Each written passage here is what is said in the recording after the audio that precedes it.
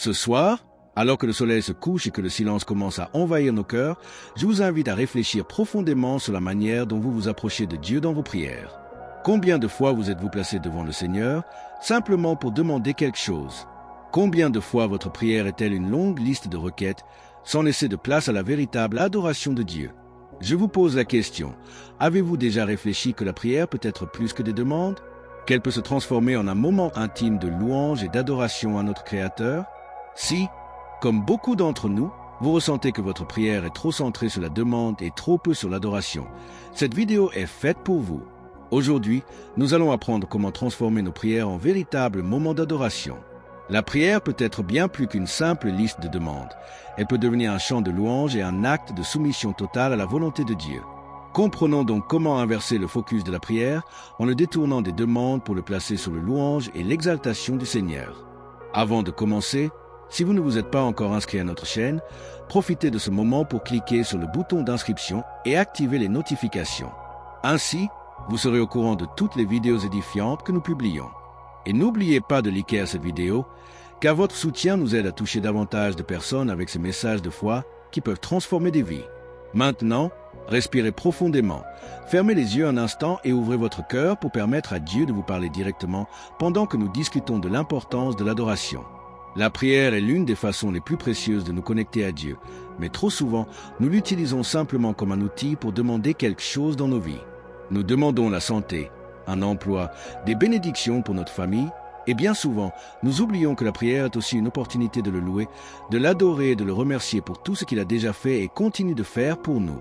L'adoration, cependant, ne se résume pas simplement à des mots ou des chants. Elle est avant tout une posture du cœur. La véritable adoration vient d'un cœur qui reconnaît qui est Dieu et se place devant lui avec humilité et révérence, non pour ce qu'il peut nous donner, mais pour qui il est. L'acte d'adorer transcende notre volonté. C'est une soumission totale au Seigneur, une affirmation de sa souveraineté sur toute chose. Le psaume 95, 6 nous dit « Venez, prosternons-nous et inclinons-nous, adorons le Seigneur qui nous a créés. » Ce verset nous invite à nous agenouiller devant Dieu dans l'humilité et la révérence avant même de formuler une demande, reconnaissant ainsi sa grandeur. Lorsque nous nous mettons dans une position d'adoration, nous faisons un choix conscient de mettre Dieu au centre de nos vies, indépendamment de nos circonstances. En faisant cela, nos requêtes deviennent secondaires, car notre attention est entièrement portée sur sa sainteté. Isaïe 6h3 nous donne un exemple clair de la manière dont l'adoration est un acte de reconnaissance de la grandeur de Dieu. Et ils s'écriaient l'un à l'autre, « Saint, Saint, Saint est le Seigneur des armées, toute la terre est pleine de sa gloire. » Ici, les anges ne demandent rien, ils proclament simplement la sainteté de Dieu.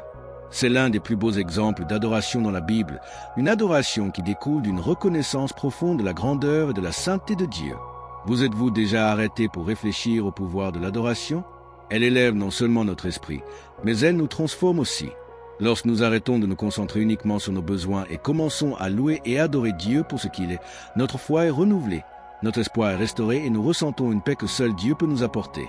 Dans Philippiens 4h6, Paul nous enseigne « Ne soyez inquiets de rien, mais en toute chose, par la prière et la supplication, avec action de grâce, faites connaître vos besoins à Dieu. » Ici, nous voyons que l'adoration fait partie intégrante de notre processus de prière, mais l'accent est mis sur la gratitude.